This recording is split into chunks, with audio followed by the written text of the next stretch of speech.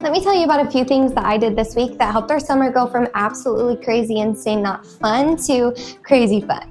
Or not crazy at all, just a little bit more of a plan. Hi, I'm Tori. Welcome to my home, and let's make some zucchini bread while I tell you all about it. The first thing I did this week was write everything down on a teeny tiny schedule for my son to follow along on, and I also gave him a responsibility with that schedule by writing down the times we needed to leave for certain activities and asked him to help me out, which he loved that responsibility. And he also loved starting each day with reading to his sister what we were going to do for the day, and as long as Asher's happy, Evie's happy, so it worked out. The second thing that I did was begin to shift the kids' wake-up time. We are not morning people over here. I changed the kids' sound machines to turn off earlier, and by the end of the week, they were waking up almost an hour and a half earlier than we have been, leading us to the time probably most of you wake up, and you'd be shocked at how late we sleep in. Not rushing around the house like crazy people was great. The third thing I did was making sure that we all were still doing our chores. I had definitely began to slack off this summer and things were a little crazy here, but I really believe that a peaceful house brings peace, and so no more slacking. The fourth thing that I did to still keep the summer spark alive was I really only planned half of the day. Whatever we were going to do either happened before rest time or after, but not both, because I do still want the summer season to feel different and special. And in that, I asked for help. Don't predetermine someone's willingness to help, because the truth is they're probably very willing. If I wouldn't have asked, I never would have known that my sister actually had an entire day off and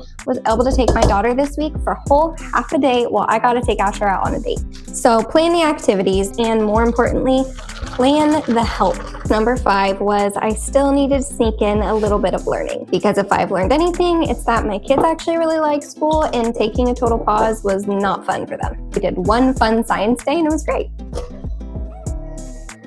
And last but certainly not least, I made sure to take care of myself, because managing my diabetes means being very intentional. Don't worry, the zucchini bread is for my family, not for me. Controlled diabetes for me also means severe depression and anxiety, so it's worth the time. So yeah, these were small, tiny shifts and definitely nothing revolutionary, but at least for this week, it brought just enough rhythm back into our days for a happy and mostly peaceful home, but it's kids, so it's always chaotic. How are you bringing a little bit of rhythm into your summer? Bye, friends.